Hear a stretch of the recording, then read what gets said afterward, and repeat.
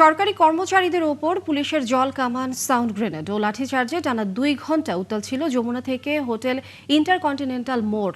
এর আগে নবম জাতীয় পে স্কেলের গেজেট প্রকাশ ও বাস্তবায়নের দাবিতে সরকারি কর্মচারীরা শহীদ মিনার থেকে পুলিশের বাধা ভেঙে যমুনার সামনে জড়ো হওয়ার চেষ্টা করে। পরে পুলিশ তাদের ছত্রভঙ্গ করে। এই সময় কমপক্ষে 30 জন আহত হয়। আরও জানাচ্ছেন এ বিষয়ে পার্থ সঞ্জয়।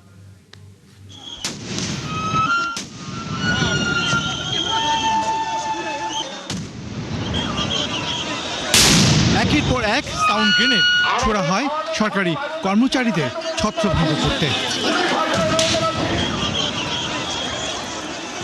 পুলিশের সাউন্ড গ্রেনেড চার্জে ইন্টারকন্টিনেন্টাল মোড় থেকে শাহবাগ ও কারণ বাজারের দুই পাশে সরে যায় কর্মচারীরা। সাউন্ড গ্রেনেড মেরে আমাদেরকে কি করেছে? আমাদেরকে রক্তাক্ত করেছে। আমাদের আজকে অনেক আহত করছে, গ্রেনেড হামলা করছে। এইগুলো করে সরকারি কর্মচারীকে থামাতে পারবে না। আমরা এটা সুষ্ঠু বিচার চাই।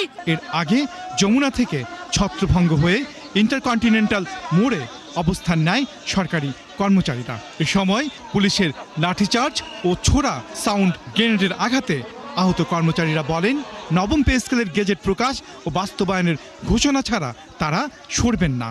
আমার জন্য আমার চোখটা বাঁচে গেছে। সামনে লাগলে তার চোখ নষ্ট হয়ে যেত। এই বাংলাদেশ আবার ফ্যাসিস্টের বাংলাদেশ হয়ে উঠছে। এটা কোনো স্বাধীন 24-এর গণঅভ্যুত্থানের বাংলাদেশ। মানুষের পায়ে গুলি লাগছে। এর জবাব আপনারা দিবেন। এর মাঝে যমুনা থেকে আহত কর্মচারীদের সরিয়ে নিয়ে আসতে দেখা যায়। এ সময়ও ফুটতে থাকে সাউন্ড গ্রেনেড। যে কোনো জমায়েত নিষিদ্ধ, সো তারা ব্যারিকেড ভেঙে আসছে। আমরা এই এলাকায় তাদেরকে অবস্থান করতে দিব না, তাই ডিসপার্স করতেছি। পরে ছত্রভঙ্গ কর্মচারীরা বলেন তারা শহীদ মিনার থেকে পরবর্তী কর্মসূচি ঘোষণা করবেন। আমরা লাশ হওয়ার জন্য এখানে আসছি, ফিরে যাওয়ার জন্য নয়। পার্থ সঞ্জয়, 71, ঢাকা।